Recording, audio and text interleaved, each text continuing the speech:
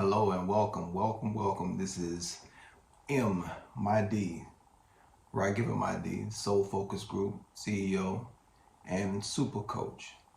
I want to thank you for tuning in to these 10-minute spots that I've been doing. Today I want to talk to you about the subject matter of how to become powerful spiritually.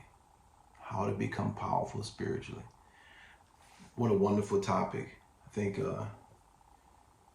it would do us a lot of good to have this conversation in a very thoughtful manner.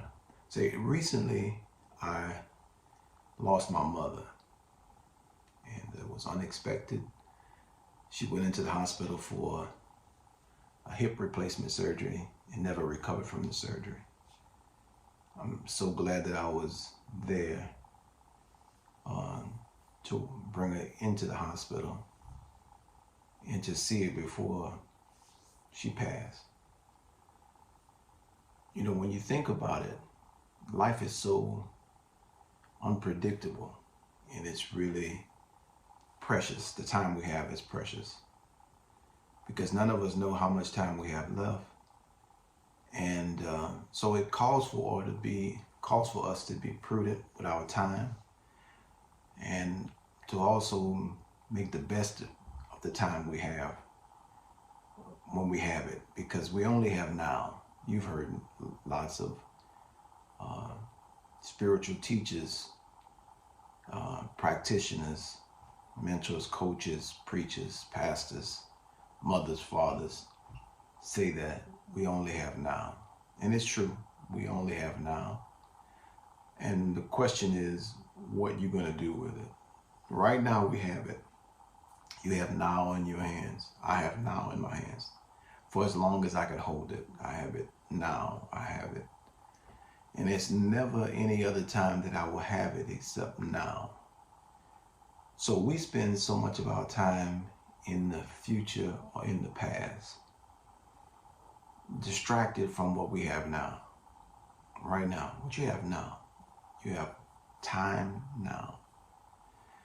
So how to become spiritually powerful is a very beautiful subject that we can take into the now and petition to have understood, or to petition the universe to have a better understanding. First of all, I want you to know that there is no human being, there's no being in human form who is not already powerful spiritually. Now, you say, well, how could that be?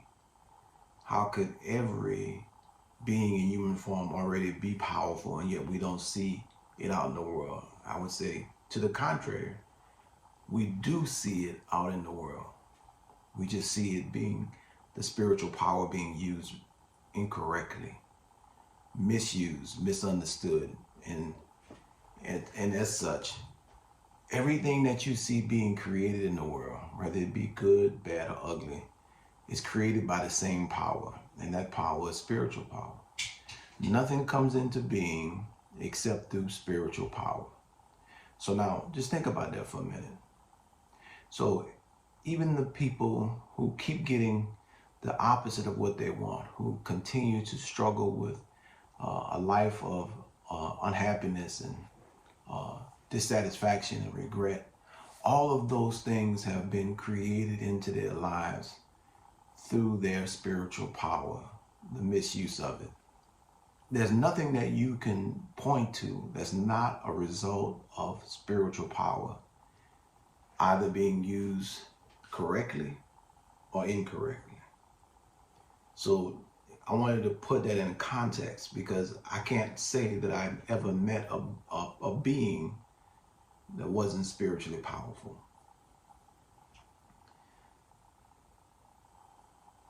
I'm saying that's the reality.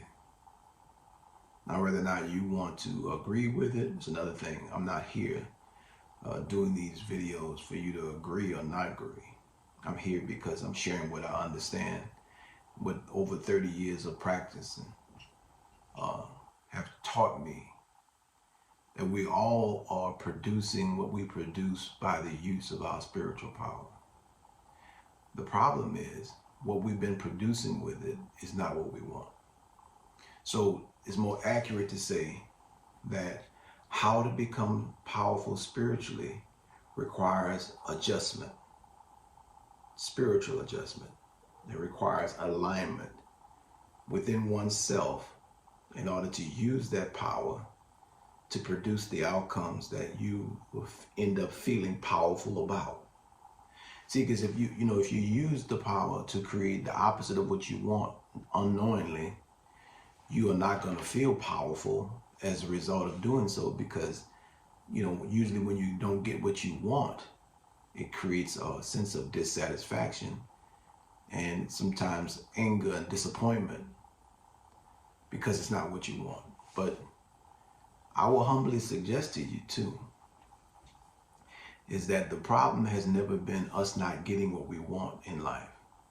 If you notice very carefully, when you put your mind to something, when you focus on something, it is very seldom that you have not gotten what you've gotten when you've concentrated on getting it. Think about it for a minute. Look back through your life. I don't care what you've been struggling with. When you have put your mind to it, when you have dedicated yourself to something, it is very unlikely that you have not gotten it. You have, in most cases, have gotten it, and we all have that track record. So, what's the problem? The problem is once you got it, once you put all that mind power, once you concentrated and you went after it and you got it, you didn't want it. That's the problem. You didn't want what you got after you got it, and your life has been filled with wanting, getting, and not wanting it after you got it. And that is the thing that is preventing you from feeling your spiritual power.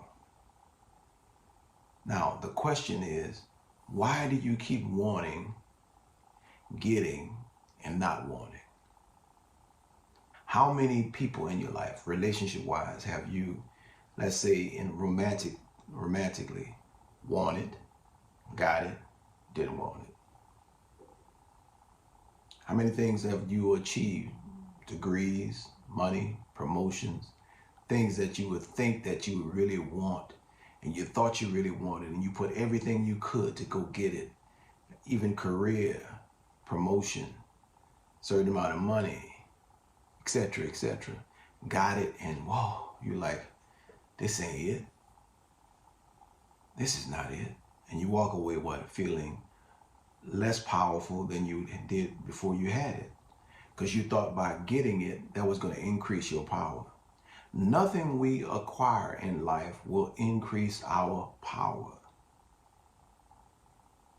The only thing that increases our power is the alignment that allows us to feel the power without interruption. And that's when what you want, you get it, and you want it after you got it. Which is confirmation that what you wanted was what your soul wanted, not what your ego wanted. I'm gonna say it again. When you get what you want and you want it after you got it, it's confirmation that it was what your soul wanted, not your ego. Everything your ego wants, and I'm gonna be specific, everything your assigned ego wants is insatiable. That means that no matter how much of it you have, it's still never going to be enough. It's never going to be enough to feel the power within you, because the ego is not real. It's your pretend self. It's the self you pretend to be for other people. So there's no real source of power for it. Only when our ego is in perfect alignment with soul can it be an instrument to allow us to feel our power, right? So how to feel powerful, I'm gonna give you a few steps. And in this first video, that's step one, is to figure out and get clear about what your soul desires, and to be able to distinguish your soul desires from your ego desires. In the next video, we'll talk about some things that we can do to distinguish that. I'm Ragivah Mahdi. People call me M for short, CEO of the Soul Focus Group and Super Coach. Thank you for listening.